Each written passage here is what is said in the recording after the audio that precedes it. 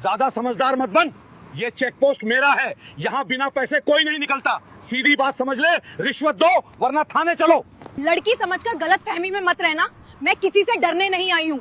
आज अगर तुमने रिश्वत की बात की है, आज से तुम्हारी ये वर्दी उतार दूंगी। और कसम खाता हूँ अब कभी रिश्वत नहीं लूंगा। प्लीज मैडम, मुझे माफ कर दीजिए।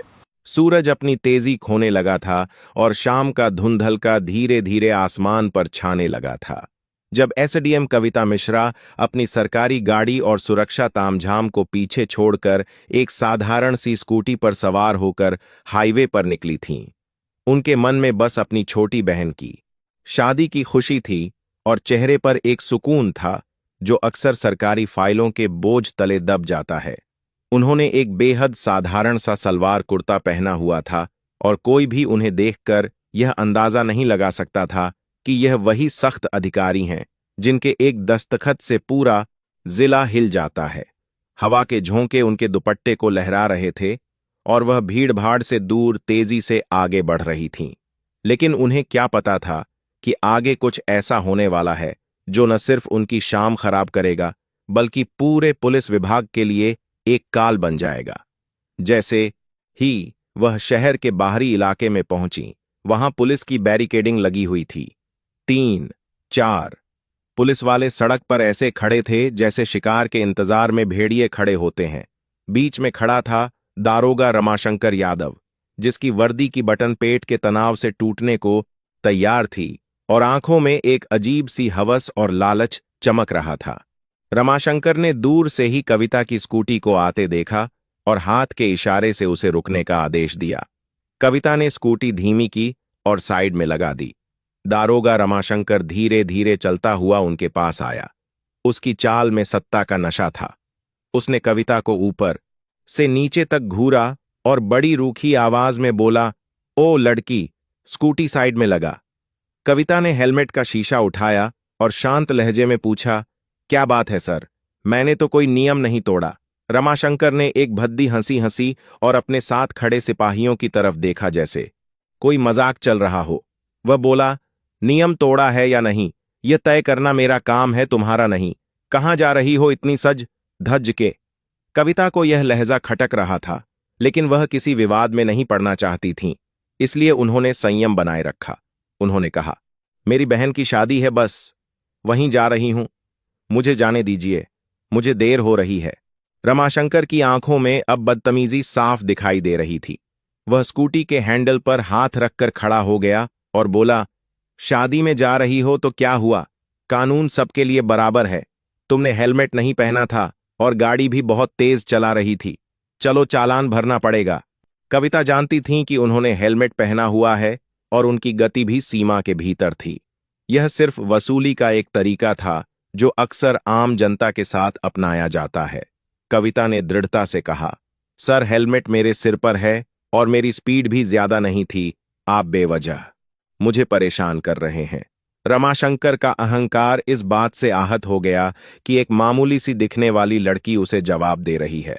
उसने अपनी चालान बुक निकाली और बोला, अरे मैडम, कानून हमें मत सिखाओ। उसने साइड में खड़े एक सिपाही को आंख मारी और कविता की ओर झुकते हुए फुसफुसाया, ऐसे नहीं मानेगी, इसको तरीका सिखाना पड़ेगा। अचानक माहौल बदल गया। रमाशंकर ने आव देखा, न ताव, और एक जोरदार थप्पड़ कविता के गाल पर जड़ दिया। थप्पड़ की गूंज सड़क के शोर में भी साफ सुनाई दी। कविता का सिर एक पल के लिए झटक गया। गाल पर 5 उंगलियों के निशान उभर आए। उनकी आंखों के सामने अंधेरा छा गया, लेकिन अगले ही पल उस अंधेरे की जगह गुस्से की आग ने ले ली।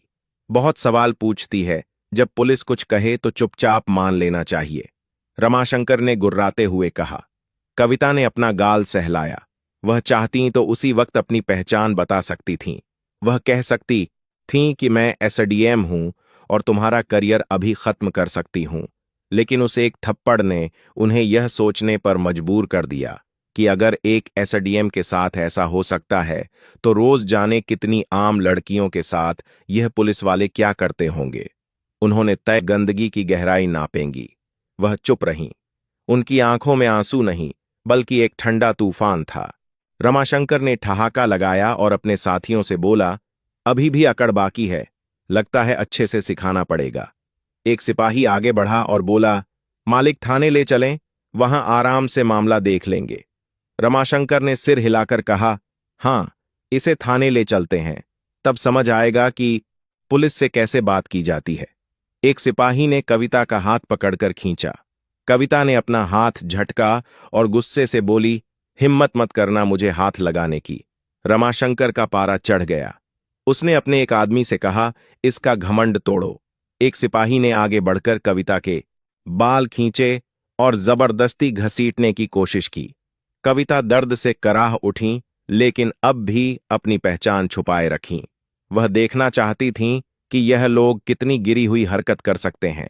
तभी एक पुलिसवाले ने गुस्से में उनकी स्कूटी को लात मार दी और बोला, बड़ी आई, शरीफ बनने, अब तेरा खेल खत्म। उन्हें जीप में एक अपराधी की तरह ठूंस दिया गया। रमाशंकर आगे की सीट पर बैठा मूंछों पर ताव दे रहा था। जीप थाने की तरफ बढ़ चली। थाने की इमारत पुरानी थी और वहां का माहौल ही डरावना था। दीवारों पर पान की पीक के निशान थे और हर कोने से भ्रष्टाचार की बू आ रही थी। थाने में घुसते ही रमाशंकर ने जोर से चिल्लाया, ओए चाय पानी लाओ, एक स्पेशल केस आया है। कविता अब भी शांत थीं। वह देख रही थीं कि आम जनता के साथ पुलिस कैसा व्यवहार करती है। रमाशंकर अपनी कुर्सी पर जाकर बैठ गया और टांगे मेज पर फैला दी। उसने अपने जूनियर से फुसफुसाकर कहा, सुन, किसी तरह इस पर कोई केस डाल दो। सिपाही थोड़ा हिचकिचाया और बोला, क्या केस सर? रमाशंकर हंसा और बोला, कोई भी चोरी जेब, तराशी बस अंदर डालना है ताकि इसकी अकल ठिकाने आए। कविता सब सुन रही थीं। रमाशंकर ने कलम घुमाते हुए पूछा, नाम बता, घर का पता बता। कविता चुप रही। रमाशंकर ने फिर से पूछा, नाम क्या है? कविता अब भी चुप रही। रमाशंकर ने मेज पर जोर से हाथ मारा। सुनाई नहीं देता, तुझे नाम बता अपना। कविता ने एक पल सोचा और फिर झूठा नाम बताया, रेखा त्रिपाठी। रमाशंकर हंसा, बहुत समझदार है तू, लेकिन ज्यादा चालाकी मत कर वरना बड़ी गलती होगी। कविता को जबरदस्ती लॉकअप में डाल दिया गया। वह एक गंदा और बदबूदार कमरा था जहां पहले से 2 महिलाएं बैठी थीं जो डरी और सहमी हुई लग रही थीं। एक औरत ने पूछा, क्या किया तूने बेटी? कविता ने हल्की मुस्कान दी और कहा, कुछ नहीं, बस देख रही हूं कि दुनिया कितनी काली हो सकती है। अगर एक एसडीएम तक को इस तरह बिना सबूत अंदर कर सकते हैं तो आम जनता का क्या हाल होगा। यह सोचकर उनकी रूह कांप गई। रमाशंकर ने एक फर्जी रिपोर्ट तैयार करवाई और सिपाही से कहा, इस पर चोरी और ब्लैकमेलिंग का केस डाल दो। सिपाही झिझका, लेकिन सर बिना सबूत के। रमाशंकर हंस पड़ा, सबूत इस थाने में सबूत बनाए जाते हैं। थोड़ी देर बाद एक सिपाही आगे बढ़ा और जोर से कविता के कंधे पर धक्का मारा। कविता दीवार से टकराई, लेकिन उनके चेहरे पर कोई डर नहीं था। रमाशंकर लॉकअप के पास आया और बोला, अब भी वक्त है, माफी मांग ले, वरना पूरी जिंदगी जेल में सड़ेगी। कविता ने उसकी आंखों में आंखें डालकर देखा और कुछ नहीं बोली। रमाशंकर हाथ उठाने ही वाला था कि तभी दरवाजे पर एक पुलिस अधिकारी खड़ा दिखाई दिया। यह दारोगा नीरज तिवारी थे, जिनकी थाने में छवि थोड़ी ईमानदार अफसर की थी। नीरज ने थाने के अंदर की महिलाओं को देखा। उनकी हालत देखकर उनके माथे पर शिकन आ गई। यह सब क्या हो रहा है? उसने सख्त आवाज में पूछा। रमाशंकर मुस्कुराया, कुछ नहीं सर, एक सड़क छाप लड़की ज्यादा होशियारी दिखा रही है, जरा सबक सिखा रहे हैं। नीरज तिवारी ने गौर से कविता को देखा। उनके हाव भाव किसी साधारण महिला जैसे नहीं थे। उनके खड़े होने का तरीका, उनकी आंखों का तेज, सब कुछ अलग था। इसका क्या जुर्म है? नीरज ने रमाशंकर से पूछा। रमाशंकर हड़बड़ा गया, सर, इसने चेकिंग के दौरान बदतमीजी की थी। नीरज तिवारी को कुछ गड़बड़ लगी। नीरज ने कविता की तरफ देखा और पूछा, तुम्हारा नाम क्या है? कविता शांत थी। रमाशंकर ने हंसते हुए कहा, सर, यह तो अपना नाम तक नहीं बता रही, बहुत शातिर है। नीरज अब पूरी तरह सतर्क हो गया था। ठीक है, इसे दूसरी कोठरी में डालो, उसने सिपाही को आदेश दिया। रमाशंकर हैरान रह गया, सर, लेकिन मैं देखूंगा कि यह कौन है। नीरज तिवारी ने सख्ती से कहा, जो कहा है वो करो। नीरज तिवारी के आदेश पर कविता को एक दूसरी कोठरी में डाल दिया गया। यह कोठरी पहली से भी ज्यादा अंधेरी और गंदी थी। कविता ने चारों तरफ नजर दौड़ाई। कमरे में एक टूटा हुआ टेबल और एक जंग लगा लोहे का रड पड़ा था। कविता अब इस प्रशासन का गंदा चेहरा और गहराई से देख रही थीं। यह सिस्टम कितना गिर चुका है। उनका हर मिनट का अनुभव यह साबित कर रहा था कि कानून सिर्फ कागजों में ही था। कविता मन ही मन सोच रही थीं कि कब तक यह तमाशा चलेगा। उन्हें अपनी बहन की शादी की चिंता भी हो रही थी, लेकिन आज जो लड़ाई उन्होंने शुरू की थी वह शादी से कहीं ज्यादा बड़ी थी। यह लड़ाई आत्मसम्मान की थी, यह लड़ाई न्याय की थी। तभी अचानक थाने के बाहर एक गाड़ी के रुकने की आवाज आई। सायरन की आवाज ने थाने के सन्नाटे को चीर दिया। एक सिपाही भागते हुए आया और हांफते हुए बोला, सर, एक बड़ी गाड़ी बाहर खड़ी है। रमाशंकर चौंका, गाड़ी कौन आया है? सिपाही ने घबराकर कहा, सर गाड़ी सरकारी है। सिपाही बाहर गया, लेकिन जैसे ही उसने गाड़ी के अंदर झांका उसकी आंखें फटी रह गईं। सिपाही हड़बड़ाते हुए अंदर आया और धीरे से बोला, सर वो क्या हुआ? कौन है? रमाशंकर झुंझला उठा। सिपाही ने कांपते हुए कहा, सर डीएम साहब। रमाशंकर का चेहरा सफेद पड़ गया, जैसे किसी ने उसका खून निचोड़ लिया हो। नीरज तिवारी भी चौकन्ना हो गया। अब मामला बहुत बड़ा हो चुका था। डीएम साहब ने थाने में कदम रखा। उनकी चाल में एक अलग ही रुतबा था और आंखों में गुस्सा। उन्होंने रमाशंकर की ओर देखा और कड़क आवाज में पूछा, दारोगा, रमाशंकर क्या चल रहा है यहां?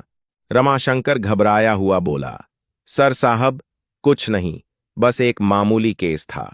एक और है जिसने बदतमीजी की। डीएम साहब ने टेबल पर पड़ी कविता की फाइल उठाई और ध्यान से पढ़ी। उनका माथा सिकुड़ गया। फिर उन्होंने कविता की ओर देखा जो अभी भी लॉकअप में खड़ी थीं। डीएम साहब सीधे लॉकअप की तरफ बढ़े। सिपाही ने जल्दी से ताला खोला। कविता बाहर आईं। उनके कपड़े धूल से सने थे, बाल बिखरे थे, लेकिन उनका आत्मविश्वास अडिग था। डीएम साहब ने कविता को पहचान लिया था, लेकिन वह पूरी प्रक्रिया का पालन करना चाहते थे। इस महिला पर 420 और ठगी का केस। डीएम साहब की आवाज गूंज उठी। उन्होंने रमाशंकर की ओर देखा, क्या सबूत है तुम्हारे पास? रमाशंकर अब पूरी तरह फंस चुका था। वह हकलाने लगा, सर वो अभी जांच चल रही है। डीएम साहब ने कविता से सीधा सवाल किया, आपका नाम? कविता ने हल्की मुस्कान दी और पहली बार अपना असली नाम बताया, कविता शुक्ला एसडीएम। यह सुनते ही पूरा थाना हक्का बक्का रह गया। सन्नाटा ऐसा था कि सुई गिरने की आवाज भी सुनाई दे। रमाशंकर के हाथ पैर कांपने लगे। सारे पुलिस वाले चौंक कर खड़े हो गए। रमाशंकर के पैरों तले जमीन खिसक गई। जिस लड़की को वह सड़क छाप समझकर थप्पड़ मार रहा था, जिसे वह फर्जी केस में फंसा रहा था, वह खुद एसडीएम निकली। थाने के सारे पुलिसकर्मी सकते में आ गए। डीएम साहब ने घूरते हुए कहा, दारोगा, रमाशंकर तुम्हारी हिम्मत कैसे हुई एसडीएम मैडम पर झूठा केस डालने की और उनके साथ मारपीट करने की? रमाशंकर कुछ बोलने ही वाला था कि नीरज तिवारी ने तेज आवाज में कहा, सर मैंने पहले ही कहा था कि कुछ गड़बड़ है। मैंने इसे रोका भी था। अब रमाशंकर अकेला पड़ चुका था। कविता ने अब अपना असली रुख दिखाया। उन्होंने शांत लेकिन सख्त आवाज में कहा, दारोगा, रमाशंकर तुम सस्पेंड हो। तुम्हारे खिलाफ विभागीय जांच होगी और तुम पर केस दर्ज किया जाएगा। रमाशंकर के होश उड़ गए। सारे पुलिसकर्मी अब रमाशंकर से दूरी बनाने लगे। नीरज तिवारी ने तुरंत हवलदार को आदेश दिया, रमाशंकर को हिरासत में लो। जैसे ही हवलदार रमाशंकर को पकड़ने आगे बढ़ा, अचानक रमाशंकर ने जेब से एक कागज निकाला। उसके चेहरे पर एक कुटिल मुस्कान आ गई। उसने वह कागज हवा में लहराया और बोला, ठहरिए। डीएम साहब और एसडीएम कविता ने उसे ध्यान से देखा। रमाशंकर ने ठहाका लगाया, यह रहा मेरा ट्रांसफर ऑर्डर। 3 दिन पहले ही मेरा ट्रांसफर हो चुका है, तो अब आप मुझे सस्पेंड नहीं कर सकती। थाने में फिर से सन्नाटा छा गया। यह एक ऐसा दांव था जिसकी उम्मीद किसी को नहीं थी। कविता ने कागज अपने हाथ में लिया और गौर से पढ़ा। क्या यह असली है? डीएम साहब ने कड़े स्वर में पूछा। डीएम साहब ने नीरज तिवारी की ओर देखा और बोले, इस कागज की तुरंत जांच करो।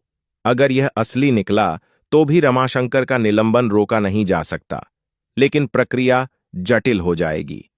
रमाशंकर की हंसी बता रही थी कि उसने यह सब पहले से सोच रखा था, क्योंकि अगर कोई भी सरकारी कर्मचारी ट्रांसफर के बाद भी गलत गतिविधियों में शामिल होता है तो उस पर कार्यवाही की जा सकती है।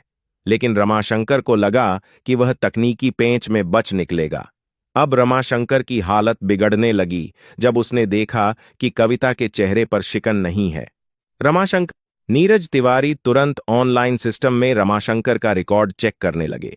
कंप्यूटर की स्क्रीन पर नजरें गड़ाए नीरज ने कुछ देर बाद सिर उठाया और कहा, सर, यह कागज असली है, लेकिन रमाशंकर ने अभी कार्यभार नहीं सौंपा था। मतलब यह कि रमाशंकर अब भी इस थाने का प्रभारी था और उसी दौरान उसने यह सब किया था। ट्रांसफर ऑर्डर आने और चार्ज छोड़ने के बीच का समय बहुत महत्वपूर्ण होता है और रमाशंकर ने यही गलती कर दी थी। अब कोई भी रमाशंकर को बचा नहीं सकता था। एसडीएम कविता ने सीधी नजर रमाशंकर पर डाली और कहा, अब तुम्हारी असली जगह तुम्हारी अपनी जेल में होगी। गिरफ्तार करो इसे। डीएम साहब ने आदेश दिया। जैसे ही रमाशंकर को गिरफ्तार करने का आदेश हुआ, पूरा थाना हिल गया। रमाशंकर को पहली बार एहसास हुआ कि अब वह बच नहीं सकता। हथकड़ी की ठंडी धातु ने उसकी कलाई को जकड़ लिया, लेकिन अचानक उसने कहा, ठहरिए एसडीएम मैडम, मैं अकेला नहीं हूं। रमाशंकर ने हंसते हुए कहा, मैडम, क्या आपको लगता है कि इस थाने में सिर्फ मैं भ्रष्ट हूं? उसने थाने के बाकी पुलिस वालों की तरफ इशारा किया और कहा था, हैं, पूरी कड़ियां ऊपर तक जुड़ी हैं। थाने के कुछ पुलिस वाले घबराने लगे। नीरज तिवारी भी चौंकन्ने हो गए। यह मामला अब सिर्फ एक दारोगा तक सीमित नहीं था, बल्कि पूरा कुआं ही भांग से भरा था। एसडीएम कविता ने डीएम साहब की तरफ देखा और कहा, इस पूरे थाने की जांच की जाएगी, अब कोई भी सुरक्षित नहीं है। डीएम साहब ने तुरंत आदेश दिया, एंटी करप्शन टीम को बुलाया जाए। अब पूरे थाने में हड़कंप मच गया। जैसे ही टीम ने जांच शुरू की, कुछ पुलिस वालों के चेहरे पीले पड़ने लगे, फाइलें खंगाली जाने लगीं, रिकॉर्ड चेक किए जाने लगे। एक हवलदार आगे आया और एसडीएम मैडम के सामने हाथ जोड़कर बोला, मैडम, मुझे माफ कर दीजिए, मैं सिर्फ आदेशों का पालन कर रहा था। तभी अचानक एक पुलिस वाले ने खुद को बचाने के लिए एक फाइल निकाली और कहा, मैडम, हमारे बड़े साहब भी इसमें शामिल हैं। कौन बड़े साहब? डीएम साहब ने गुस्से में पूछा। पुलिस वाले ने डरते डरते जवाब दिया, एसएसपी साहब। अब पूरा मामला ऊपर तक जुड़ चुका था। थाने में सन्नाटा छा गया। डीएम साहब ने गहरी सांस ली और फिर सख्त आवाज में बोले, इस थाने का पूरा स्टाफ तत्काल प्रभाव से निलंबित किया जाता है। जैसे ही यह आदेश मिला, थाने के पुलिस वालों के होश उड़ गए। कुछ पुलिस वाले अपने फोन निकालकर किसी को कॉल करने लगे, शायद अपने आकाओं को बचाने के लिए बुला रहे थे। कुछ लोग चुपचाप सिर झुकाकर खड़े हो गए, तो कुछ दारोगा भी बचने का रास्ता ढूंढ रहे थे, लेकिन कोई नहीं बच सकता था। एसडीएम कविता ने डीएम साहब की तरफ देखा और बोली, अब हमें एसएसपी साहब से भी जवाब लेना होगा। डीएम ने तुरंत आदेश दिया, एसएसपी को अभी बुलाया जाए। अब इस मामले ने पूरे जिले में हलचल मचा दी थी। थाने के बाहर कुछ पत्रकार गुप्त रूप से खड़े थे। जैसे ही उन्हें भनक लगी कि पूरा थाना सस्पेंड हो चुका है, वे तुरंत खबर फैलाने लगे। अब मामला खुलकर सामने आने वाला था। तभी एक काले शीशे वाली आलीशान गाड़ी थाने के सामने आकर रुकी। उस पर पुलिस का झंडा लगा था। एसएसपी साहब खुद आ गए थे। उनकी चाल में गुरूर था। वह थाने के अंदर दाखिल हुए और चारों तरफ नजर दौड़ाई। पूरा थाना सस्पेंड हो चुका था। रमाशंकर हथकड़ी पहने खड़ा था। उन्होंने गुस्से में कहा, यह क्या नाटक चल रहा है? यहां किसकी हिम्मत हुई मेरे आदमियों को हाथ लगाने की? लेकिन एसडीएम कविता शांत थीं। उन्होंने एसएसपी की आंखों में देखते हुए कहा, आपको लगता है कि आप बच जाएंगे? नीरज तिवारी ने एसडीएम को एक फाइल दी। यह फाइल एसएसपी साहब के भ्रष्टाचार के सबूतों से भरी थी, जो रमाशंकर के कबूलनामे और थाने के रिकॉर्ड से मिली थी। कविता ने ठोस आवाज में कहा, एसएसपी साहब, यह देखिए आपके सारे काले कारनामे, वसूली के हफ्तों का हिसाब, फर्जी एनकाउंटर की लिस्ट और निर्दोषों को फंसाने के सबूत। अब एसएसपी के चेहरे से पसीना टपकने लगा। उनका गुरूर पल भर में खाक हो गया। डीएम साहब ने आदेश दिया, एसएसपी को तुरंत गिरफ्तार करो। अब पूरी पुलिस फोर्स हैरान थी। इतने बड़े अधिकारी को पहली बार किसी ने खुली चुनौती दी थी। सिपाही भी आगे बढ़ने से डर रहे थे। लेकिन नीरज तिवारी ने हिम्मत दिखाई और एसएसपी के पास जाकर कहा, सर प्लीज आप सहयोग करें। जैसे ही एसएसपी की गिरफ्तारी हुई पूरा मामला हिल गया। अब यह मामला राज्य स्तर तक पहुंच गया था। मुख्यमंत्री ने तुरंत संज्ञान लिया और आदेश दिया कि जिले के सभी भ्रष्ट अधिकारी गिरफ्तार किए जाएं। इस आदेश के बाद 40 से ज्यादा पुलिस अधिकारी, 10 से ज्यादा आईएएस अफसर और कई राजनेता जो इस सिंडिकेट का हिस्सा थे गिरफ्तार कर लिए गए। एएसडीएम कविता की ईमानदारी और एक थप्पड़ के जवाब ने सिस्टम को हिला दिया था। पूरे जिले में एक नया प्रशासन लाया गया। भ्रष्टाचार पर अब कड़ी नजर रखी जाने लगी। जो लोग कल तक वर्दी के नशे में चूर थे, आज वो सलाखों के पीछे थे। क्या हुआ जब एक गरीब भिखारन सी दिखने वाली गरीब लड़की करोड़पति की बेटी को कि उसकी नन्ही सी बेटी आर्या सड़क किनारे एक फटी पुरानी चादर पर बैठी है और सामने बैठी है एक बिखरे बालों वाली मैले कपड़े पहने हुई झुग्गी की लड़की जो उसे गणित के सवाल समझा रही है। अरे इतनी ये पकड़ पैसे, चल बेटी यहाँ से। ये नजारा अरविंद के लिए चौंकाने वाला था। उनके लिए तो भिखारी और झुग्गी वालों की जिंदगी अलग ही दुनिया थी और आज उनकी अपनी बेटी उसी दुनिया के बीच बैठी हंसी खुशी पढ़ाई कर रही थी।